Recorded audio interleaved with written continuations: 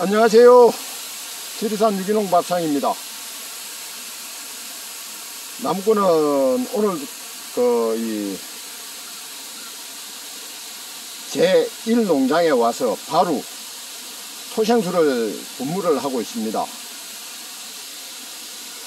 여기는 이제 감나무 숲으로 감나무 가원으로 조성을 하고 있는 지금 현재는 고사리 밭입니다.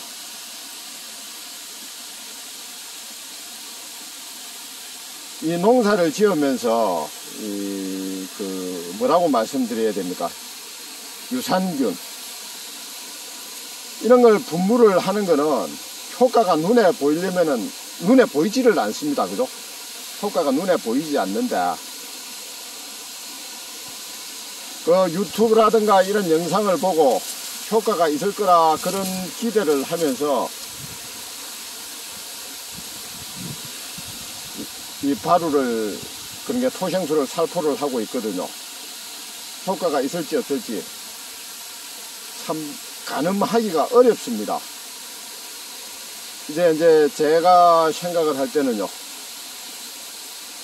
올해는 어차피 고사리 수확은 끝이 났고 내년에 수확을 할 때 좀 더 양질의 고사리를 수확을 할 수 있을 거라는 그런 기대를 하면서 이 바루를 살포를 하고 있거든요.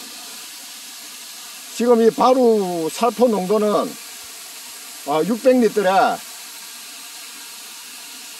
2리터를 혼합을 했습니다. 그러면 결국은 300대 1이라는 비교적 농도가 높은 비율이죠. 제가 이제 이렇게 고농도로 살포를 하는 이유는요, 이 나무꾼이 좀 호기심이 강하거든요. 그래서 이 바로 이 토생수를 좀 많이 신청을 했습니다. 많이 신청을 하다 보니까는 시간은 없고, 그러니까 이제 나름대로 좀 고농도를 뿌리면은 효과가 좀 더 빨리 나타날 수도 있지 않을까 하는 그런 기대감도 있고요. 그리고 이제 이 유산균이다 보니까 유효기간이 있더라고요. 유효기간 안에 다 쓰려면은 좀 고농도로 뿌려서 바루를 소비를 해야 된다고 그렇게 제 나름대로 판단을 했기 때문에 이렇게 살포를 하고 있습니다. 참 그렇습니다. 이 유기농 제재는 효과가 있는지 없는지 참 시각적으로 판단하기가 어렵습니다. 바로 그러니까 토생수 동영상을 올리면서 나타나는 효과를 나름대로 동영상을 올리잖아요. 그러면은 이제 흙을 밟아보면은 이 바루를 그러니까 유산균을 뿌리고 나서 흙을 밟아보면 좀 푹신푹신하다는 느낌을 받는다고 그럽니다. 그래서 저도 감나무 밭에 두 번째 살포를 했잖아요. 그래서 감나무 밭에 들어가 보면은 좀 흙이 푹신푹신하다는 느낌을 좀 받거든요. 그래서 이 고사리 밭에도 이 바루를 토생수를 뿌려주면은 내년에 좀 더 양질의 고사리를 수확할 수 있지 않을까 하는 그런 기대감에 이 바루를 살포를 하고 있습니다.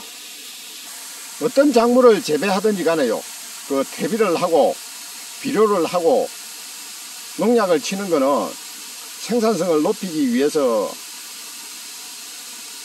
투자를 하는 거거든요.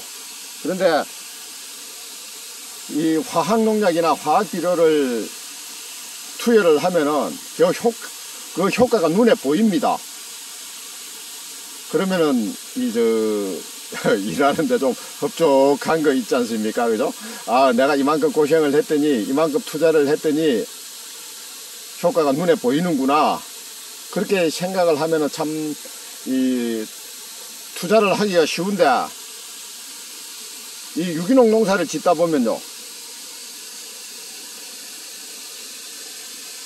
퇴비만 가지고 농사를 지어야 되니까 비료를 못 하니까요, 효과가 눈에 잘 안 보입니다.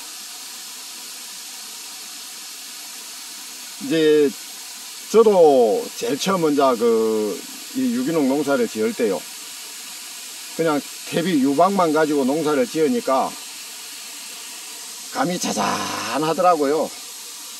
많이 달리기는 했는데 그런 경험이 있거든요. 근데 이제 지금은 유박, 퇴비만으로도 간행농사, 그러니까 비료하고 농약 치는 거 못지않게 감을 생산을 할 수 있는 것 같은 그런 생각을 합니다. 그러니까 이제 이 땅이 땅이라고 해야 되나요? 이 가수나무가 자기가 가지고 있는, 그러니까 감나무가 가지고 있는 자생력이라고 해야 됩니까? 자생력을 회복하는데 시간이 상당히 많이 걸리는 게 아닌가, 그런 생각을 해봅니다. 그래서 지금 저도 지금 이 바로 유산균 같은 경우도 뭐 제 나름대로 살포를 하고 있는데,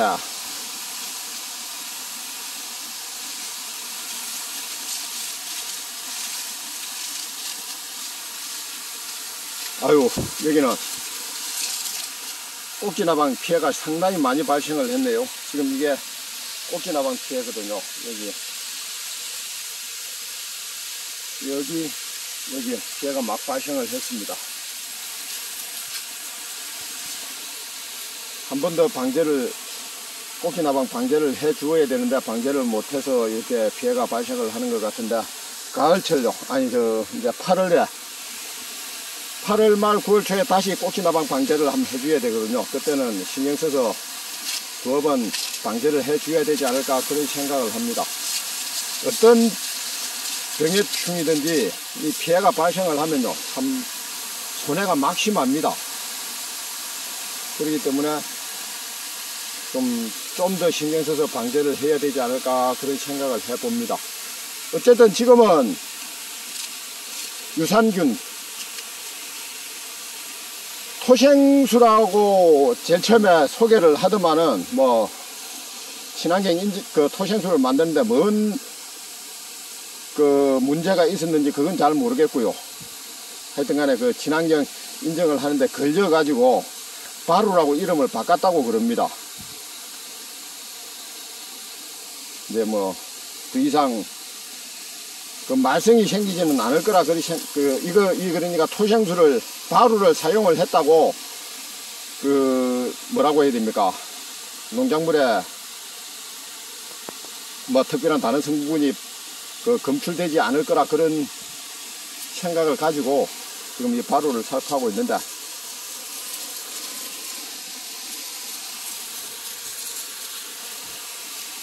한번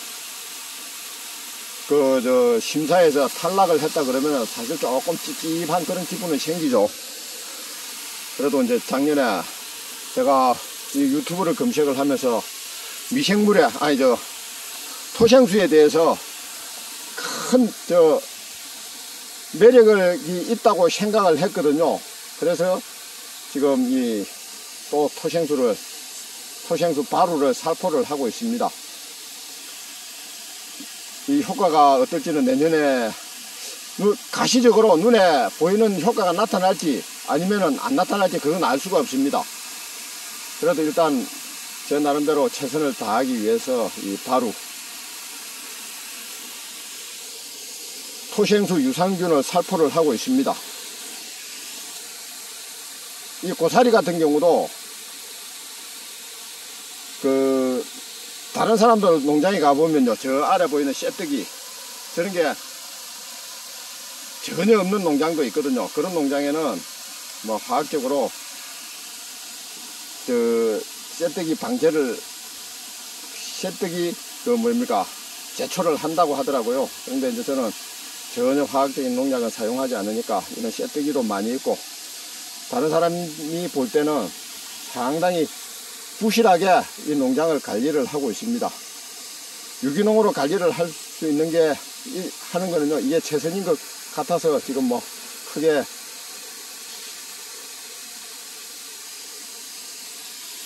좀 더 뭐 관리를 잘 해야 되겠다는 그런 생각 같은 거는 없고요.